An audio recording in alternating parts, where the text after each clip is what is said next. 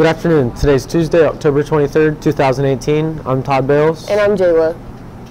If you participated in Powder Puff, please return your uniform. You will not get your report card until your uniform is returned to Ms. Mitchell in room 404. Next Wednesday, October 31st is the annual Halloween dress-up day. Staff and students are encouraged to dress up for Halloween. Number 1, the dress code still applies. Number 2, mask or full face coverings are not permitted. Number 3, face paint is permitted if a student is recognizable. Number 4, have fun. All students, sign-ups for the dodgeball tournament are going on now. Please sign up in the main office and take a permission slip. All student players must meet the requirements and pay a $3 player's fee.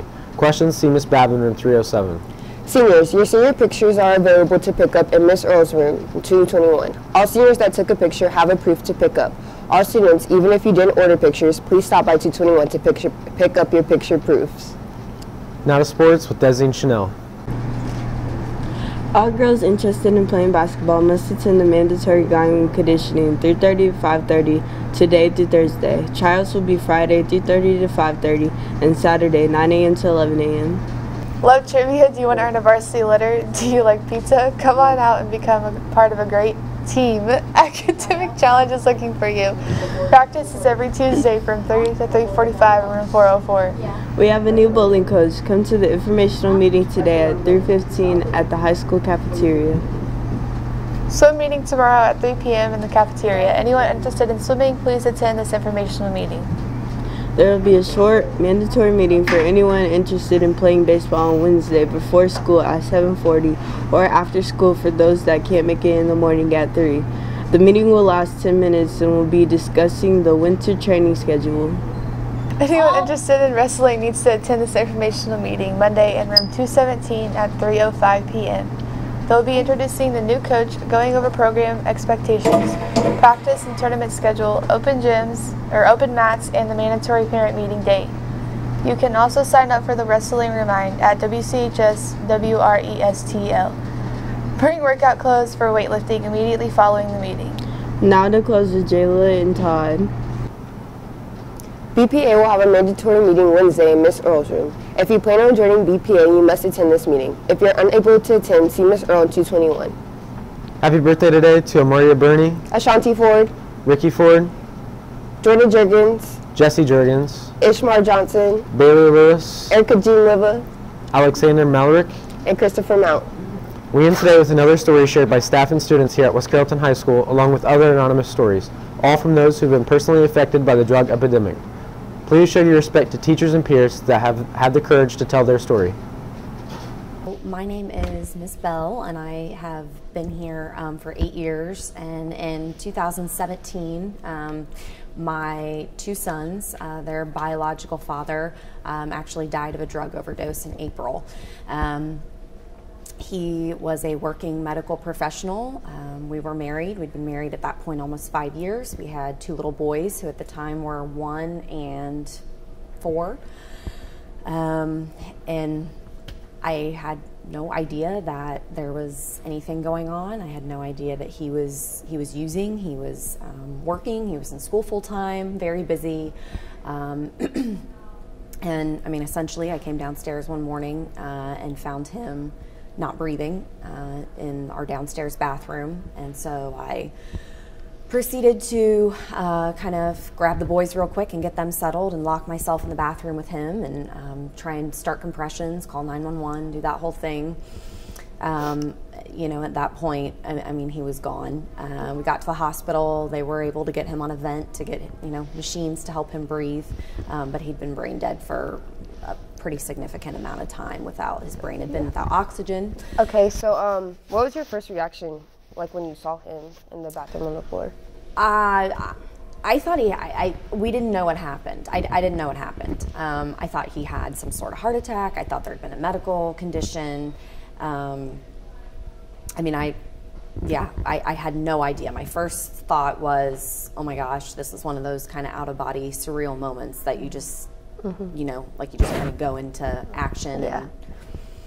And you said that your kids were there when this happened. So what did the kids think was going on? Because you took them somewhere and they didn't know. So like, what do you think they were thinking? They knew Daddy was sick. And they heard me on the phone calling 911. My oldest one, that vividly sticks out in his mind.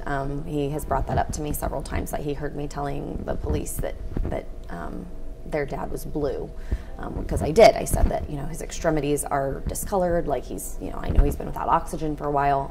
So, yeah. Okay, you can. Yeah.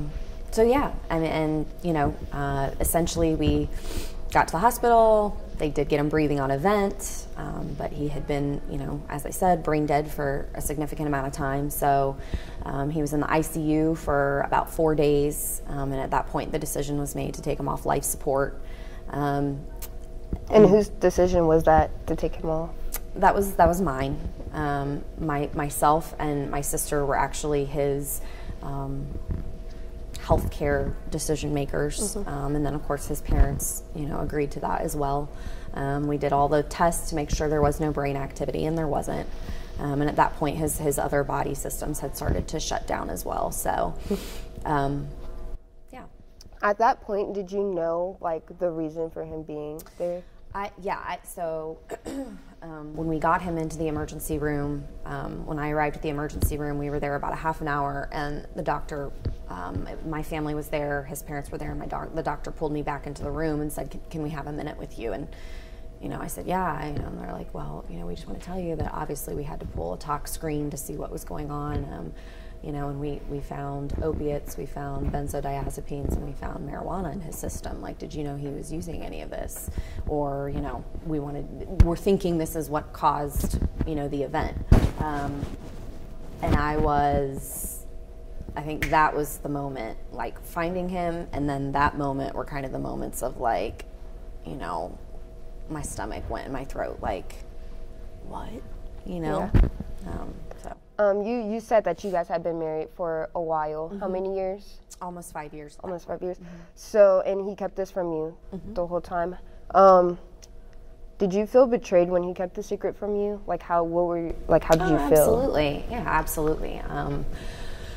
Yeah, and you know, I mean, obviously him passing away was difficult. The following weeks were really difficult as well, because there was a lot of things that all of a sudden came to light, you know, a lot of things I found out, and just a lot of realizing that, oh, this is why, you know, this was happening, or this is why he was doing this. It was, you know, to cover this up, you know, and yeah, I mean, there were just these moments of, yeah, I mean, I feel very, very, betrayed. How are you coping now how are you and your kids coping now with his death and after everything happening and finding out everything that happened? We're doing really, really well. And I think a big part of that for me is I've always been a believer in the power of counseling and talking through things. And I called a counselor that I had seen on and off over the years. I called her like the week it happened and was like, I need to come in, I need to talk to you. But I think that when something like that happens, you kind of have to make the decision that you're either going to sink or swim. And to be honest, I remember a conversation I had with my younger brother, and this is when Chris was still in the ICU. He hadn't even passed away yet. And my brother said, you know, look, the way I see this is going to go one of two ways. You're either going to die with him, or you're going to move forward for you and your kids. And, you know, I kind of made the decision that that's what I was going to do. So we're all in a really good place. That's really good. Yeah. How do you live your life now? Like, it has to be different. So, like, how do you live your life now? It is. I think just I listen to my intuition on things more. And I realized that, and not that I didn't realize this before, because I feel like I did, but I realized that, you know, things are just very often not the way they seem, especially with social media. Yeah. And, you know, I mean, here we are, we're living this little suburban life in Centerville, Ohio, and, you know, this little nice neighborhood. And, I mean, like, I think it was shocking when the neighbors found out what had happened, you know? And it's like, yeah, that, like, drugs affect everyone. It doesn't matter, whether you have a family, it doesn't matter whether you have a job. Like, there's no stereotypical drug addict. And that was a huge, I think, realization. Okay. And just a couple more questions. Sure. How has this affected your look on relationships? Well, I think that given everything that's happened, I think it's a choice that I made, that I wanted to move forward and be happy. And I think that there's somebody out there for everyone. And in fact, I am engaged. And I'm very happy. So it's good. Okay.